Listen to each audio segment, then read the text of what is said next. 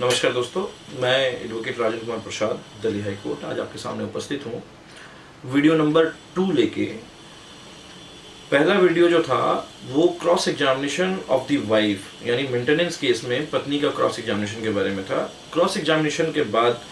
पहली पत्नी के दूसरा वीडियो ये जो है वो पति यानी रिस्पोंडेंट एविडेंस के बारे में बताऊंगा। रिस्पोंडेंट अपनी तरफ से अगर कोई गवाही लेकर आना चाहे तो उसमें पहले अपने आप को ही वो एग्जामिन करता है, तो उस एग्जामिनेशन के बारे में बताऊंगा कि कैसे कैसे सवाल होने चाहिए, क्या क्या सवाल पूछे जाने चाहिए। स्टार्ट करने से पहले रिक्वेस्ट करूंगा कि चैनल पर नए हैं तो प्लीज़ चैनल को सब्सक्राइब जरूर करें, बेल आइकन को जरूर दबाएं, जिससे कि जो भी हम वीडियो लेकर आएँ वो आप तक सही समय पर और पहले पहुंच सके। वीडियो को अंत तक देखें जिससे कि वीडियो समझ में आए, और वीडियो अगर समझ में आ जाए तो प्लीज़ लाइक करना ना भूलें, शेयर जरूर करें जिससे कि लोगों को लाभ मिल सके। चले चलता हूँ कंटेंट की तरफ, बताता हूँ।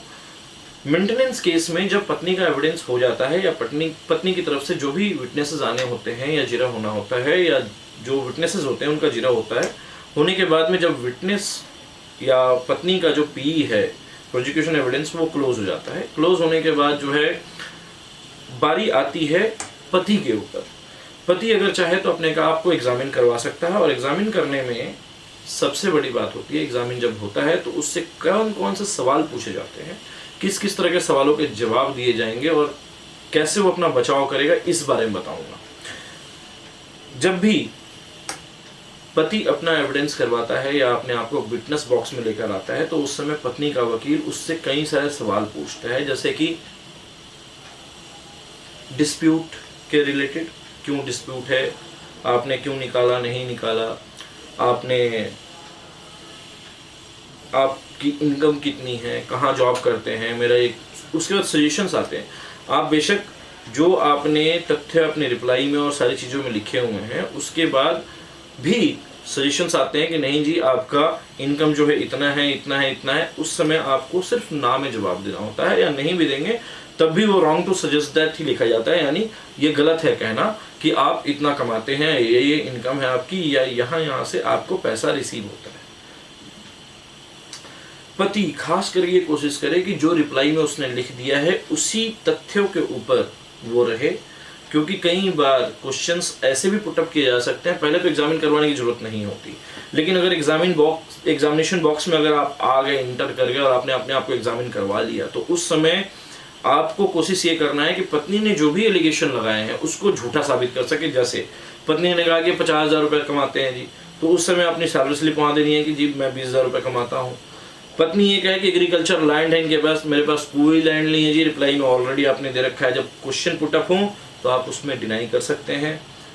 मना कर सकते हैं कि नहीं जी मेरे पास कोई एग्रीकल्चर लैंड मेरे नाम पर नहीं है, या मेरे पास कोई भी नहीं है। अब रेंटल इनकम की बात, रेंटल इनकम मेरे पास कोई प्रॉपर्टी नहीं है जी, इसलिए कोई रेंटल इनकम नहीं आता, क्योंकि अक्सर हमने देखा है पति के पास नहीं होता, मदर फादर के नाम पर प्रॉपर्टीज होती हैं, अक्सर ससुराल वालों के, पत्नी के ससुराल वालों के सामने पक्ष में होता है। तो उस प्रॉपर्टी में बेटे का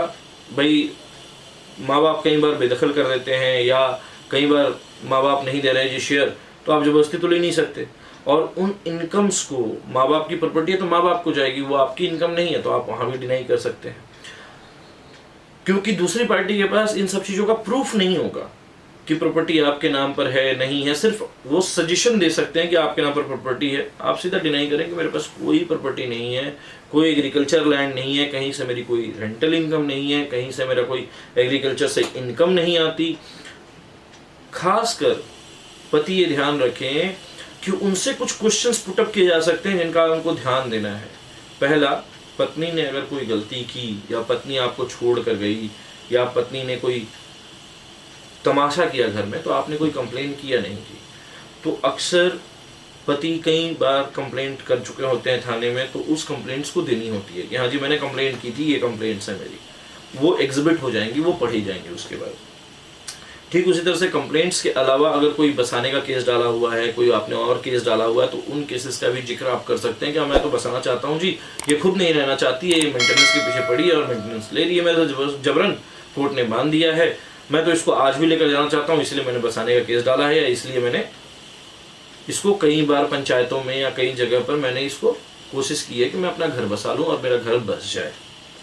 ये सारी चीज़ें आपको बोलनी होती हैं अपने क्रॉस एग्जामिनेशन में, क्रॉस एग्जामिनेशन के समय, ताकि मेंटेनेंस कम से कम बंधे या फिर मेंटेनेंस डिक्लाइन हो जाए, यानी मना कर दिया जाए। अगर आप ये प्रूफ कर पाएँ कि हाँ मैं जॉब नहीं करता हूँ या मेरी कोई इनकम नहीं है, तब भी आपका जो दिल्ली गवर्नमेंट का या किसी भी गवर्नमेंट का जो मिनिमम सैलरी वेजेस है उसके हिसाब से आंकड़ा लगा के और मेंटेनेंस बांधा जाएगा। तो कम करवाने के लिए, जिससे कि कम से कम बंधे, आपको सारे तथ्यों को उसी हिसाब से रखना होगा जो आपने रिप्लाई में लिखा है। जो जब अपने जवाब फाइल किया था, जब उसने मेंटेनेंस का वाइफ किया, आपकी वाइफ ने जब मेंटेनेंस का केस डाला, उस समय जो जवाब आपने फाइल किया, उस जवाब में जो तथ्य लिखे हुए हैं उसी के हिसाब से आपको चलना है। उससे आगे पीछे नहीं होना है, उससे बढ़ चढ़ कर नहीं बोलना है, उससे कम नहीं बोलना है। जहाँ तक हो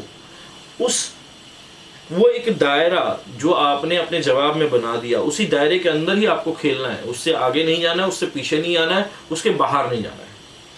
तो पति अक्सर कई बार गलतियां कर देते हैं। जब पत्नी के वकील कई सारे सवाल पूछते हैं तो अपनी सेखी दिखाने के चक्कर में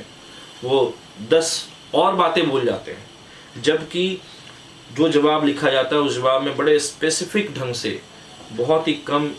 चीज़ें लिखी जाती हैं और सारी चीज़ें उतनी ही लिखी जाती हैं जितने की ज़रूरत होती है। तो उन्हीं तथ्यों में आपको खेलना पड़ेगा, उन्हीं तथ्यों में आपको चलना पड़ेगा, जिससे कि मेंटेनेंस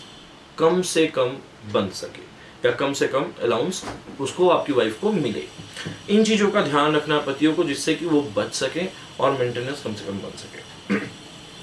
अक्सर हमने देखा है कि कोर्ट के अंदर विटनेस बॉक्स में जब पति आता है तो वो अपने आप को हमेशा ऊंचा दिखाने की कोशिश करने के चक्कर में कई ना कई बार गलतियां कर देता है, और कई बार वो उल्टे सीधे जवाब देना शुरू कर देता है या पत्नी पर ज़्यादा एलिगेशन लगाना शुरू कर देता है। ज़्यादा नहीं लगाना है, जितना एलिगेशन आपने जवाब में लिखा है उतने ही एलिगेशंस के दायरे में, बार बार मैं कह रहा हूँ कि जितना आपने जवाब दावे में लिखा है उसी के बीच में आपको खेलना है। तो या तो जवाब दावे के समय में आप वो सारे एलिगेशंस खोल दीजिए, और उसके बाद जब विटनेस बॉक्स में बैठेंगे तो विटनेस बॉक्स में उन चीज़ों को लेकर आइए। अगर नहीं लेकर आए हैं अपने जवाब दावे में तो ज़रूरी नहीं है उनको खोलना, ज़रूरी नहीं है उनके साथ छेड़छाड़ करना। हाँ, कई बार पति के पास जो है बहुत सारी चैटिंग्स होती हैं, कॉल्स रिकॉर्डिंग होती है। उन कॉल रिकॉर्डिंग्स को अपने एविडेंस के समय में कोर्ट को सुना सकते हैं, कोर्ट के सामने रख सकते हैं, जिसमें कि पत्नी डिनाई कर रही है कि मैं नहीं रहना चाहती हूँ, इनके साथ नहीं जाना चाहती हूँ, या मुझे डिवोर्स चाहिए, लेकिन पत्नी हरास करने के लिए 125 का केस डाल देती है। तो वो रिकॉर्डिंग्स, जैसे झूठे केस में फंसा दूंगी, दहेज के केस में फंसा दूंगी, तुम मेरी ये बात मान लो वरना मैं पूरे परिवार को जेल करवा दूंगी, ये रिकॉर्डिंग्स जो है आपके काम की होती हैं, ये फ़ायदे की होती हैं, और रिस्पोंडेंट एविडेंस में इनकी खासकर बहुत ज़्यादा ज़रूरत पड़ती है। तो जब भी उधर से सवाल पूछा जाए तो कोशिश करें कि अपने एविडेंसेस को उन सवालों के बीच में जवाब के रूप में लेकर आने का, और जब बोले तो उनको दिखाएं कि मेरे पास ये रिकॉर्डिंग है जी, ये रहा पेन ड्राइव। पहले से तैयार रहें, पेन ड्राइव लेके, फोटोग्राफ्स, चैटिंग का फोटो निकाल के, और इन सबके साथ 65B का सर्टिफिकेट जरूर रखें under section 65B of Indian evidence act, क्योंकि कोई भी प्रिंट मीडिया से या कॉल रिकॉर्डिंग, ये सारी चीज़ें इलेक्ट्रॉनिक मीडिया से ली गई हैं, और इन चीज़ों को बाकायदा कोर्ट में देने के लिए 65B ऑफ इंडियन एविडेंस का सर्टिफिकेट जरूरी है, मैंडेटरी है, लगेगा ही लगेगा। तो इसलिए इन सारी चीज़ों को आप निकाल के रखें और साथ में उसके 65B का सर्टिफिकेट भी रखें, जिससे कि आप जब क्वेश्चन आपसे पुट अप हो रहे हो तो उस समय वो आप प्रोड्यूस कर सकें, दे सकें। ये क्रॉस एग्जामिनेशन इसलिए जरूरी था क्योंकि कई बार रिस्पोंडेंट विटनेस में, रिस्पोंडेंट एविडेंस में पति अक्सर ये गलतियां करते हैं। तो इन गलतियों को ना करें, पहले से तैयार रहें और तैयार होकर जाएं कोर्ट। उम्मीद है कि वीडियो आपको समझ में आ गई होगी और पति से कैसे कैसे क्वेश्चन पूछे जा सकते हैं और कैसे कैसे उसको टैकल करना है, कैसे कैसे जवाब देना है, ये भी मैंने बताया आपको। उम्मीद है कि वीडियो आपको समझ में आई और पसंद आई होगी। वीडियो अगर समझ में आ गई है तो प्लीज़ इसको लाइक कर दें, शेयर जरूर करें, जिससे और लोग भी इसका लाभ उठा सकें। चलते वक्त अंत में मैं फिर से आपसे रिक्वेस्ट करूँगा कि अगर चैनल पर नए हैं तो प्लीज़ चैनल को सब्सक्राइब करना ना भूलें, वीडियो बेल आइकन को जरूर दबाएं, जिससे कि जो भी वीडियो हम डालें आप तक सही समय पर या पहले पहुंच सके। इसी के साथ मैं एडवोकेट राजन कुमार प्रसाद आज आपसे विदा लेता हूं। बहुत बहुत धन्यवाद, नमस्कार।